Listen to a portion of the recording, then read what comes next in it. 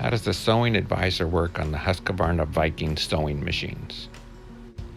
This is the Husqvarna Viking sewing machine, which has the exclusive sewing advisor. And when we turn it on, we have a screen that comes on that will show us some great information. If you look up at the top of the screen, you can select the sewing advisor, and that gives you an option of techniques and fabric. So if we select woven light and then go to a technique and we say we're doing a seam, we can then turn off the sewing advisor, and it gives us information on the screen that's extremely useful. It tells us what needle. It's going to stop in the needle up position. It suggests a size 70 needle. It suggests the A foot, and we have the feet have a letter designation on them. We can snap that back on. And then we go up and it suggests pressure on the presser foot at 5. And if we open the top, we set that. You can see it's already set at 5. And then the other information that it tells us is it sets a tension, which is automatically set for us. It's also going to automatically set a length and a width for that stitch, for that particular fabric that we've selected. So now we're going to sew that lightweight material using the selections that it chose for us. It tied off with the fix button, which is an option that you can turn off and on. And then when we come to the end, we can tell it to pull the threads to the back and cut them off. So that's the cut function. And then when you raise the pressure foot, it makes a very nice seam, and the back side looks perfect. It has a nice balanced tension. Okay, both sides of that look really good. Now, if we go back up to the sewing advisor, and we tell it we're going to do a different technique, and this time we're going to select Baste, and you're going to see it does a little different technique. It's going to not fix the fabric, and as we sew, it's going to increase the stitch length and loosen the tensions.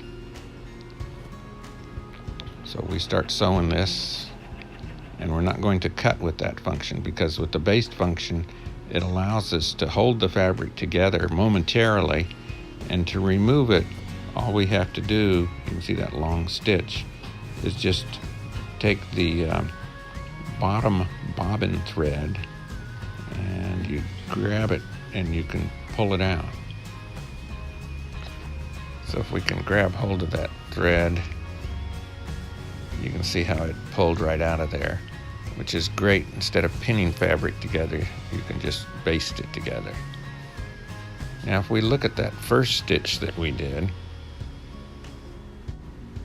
on that first stitch we selected a seam, and it did a balanced tension instead of a loose tension. So we're gonna sew another one here. Ties the knot, it sews the seam. When we get to the end, we're not going to cut it, so that you can see what happens when I try to pull that one out.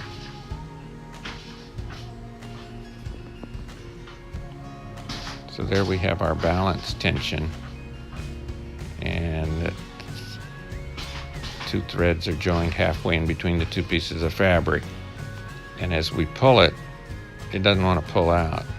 In fact, I'm having difficulty even holding on to it tight enough to get it to pull. If you really pull hard, it just breaks the thread. But a really nice strong stitch. So now let's go back, select our sewing advisor, and this time we're telling it the technique is going to be a buttonhole. And we turn off our sewing advisor so we can see what it recommends to do. I selected woven medium. and it shows the sensor buttonhole foot, which is a really interesting foot. It's got a wheel on it that will measure how far the fabric has moved, but you plug in that little cord. So we're pulling off the previous foot, which was our A foot, and we just snap on this sensor foot.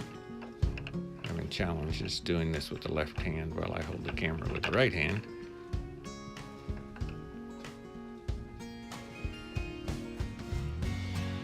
And then we plug that plug up into the sensor plug, and if you look at the screen there, it recognizes when it's plugged in, and it says adjust the stitch length of the buttonhole, and it shows a 16.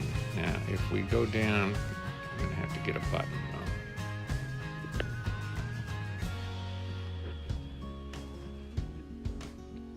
When we put our button on here, and I had a button that was about 16 millimeters long.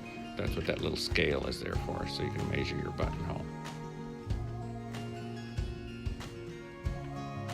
So now we just have to put our fabric underneath that presser foot, make sure the threads are under there too. And then on the side of that presser foot, the sensor foot, there's a white bar and a wheel that rolls, and there's a white mark. You can start anywhere on that white mark, and you have to make sure that the presser foot is on the same fabric that you're sewing. So now we'll get our camera around here, and I just hit the start button, so that I'm not even pushing the pressure. Can't say it. I'm not even pushing the foot control. So now it's did the left side and the bar tack and the right side, and it's already finished by the time I even explained what we did here. And you take it out, and it's done a perfectly balanced buttonhole. PBB, Perfectly Balanced Buttonholes, is a trademark of Husqvarna Viking. After you've finished your buttonhole, you can just take your seam ripper, and what I like to do is only cut to the middle, and then you turn your buttonhole around and you cut again to the middle, and that way you won't ever cut your bar tack. And you just stick that seam ripper in there and cut it until you have a perfectly cut buttonhole. So we select the 3-3 and tell it OK, and it shows a picture of a button on the buttonhole reed. And then we're going to come down here and raise the pressure foot, and we're going to just take off the whole presser foot.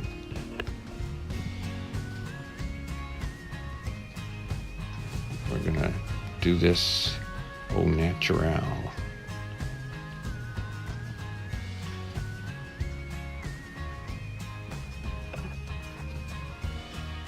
So I want to make sure that the needle will go in the 2 holes on the buttonhole. There's actually 4 holes on it, but the first 2 holes on the buttonhole. So I position that foot and I kind of hold on to it, turn the hand wheel once, make sure I'm hitting the hole in the buttonhole. And then I check the other side by making a complete revolution. And then I'm ready to sew. Oh, I forgot to drop my feed dogs there. I dropped my feed dogs because we don't need to feed this fabric. Even though it wouldn't feed, it would bump up and down with those feed dogs. So now we're going to sew that on. And it's pretty quick. So we can raise our pressure foot, ankle, turn the hand wheel again. There's my thumb on the hand wheel. Make sure we're hitting the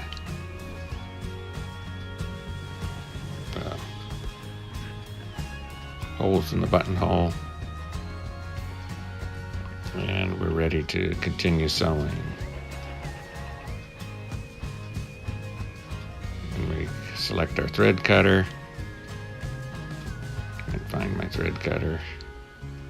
There it is. And it pulls the threads to the back and cuts it off for us.